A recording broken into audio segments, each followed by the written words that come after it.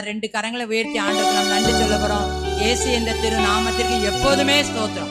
கர்த்தரை நான் எக்காலத்திலும் ஸ்தோத்தரிப்பேன். அவர் துதி எப்போது என் வாயில் இருக்கும். எப்போது நாங்கள் உண்மை துதிக்கணும். நேற்று துதிக்கணும், இன்றைக்கு துதிக்கணும், நாளைக்கு துதிக்கணும்.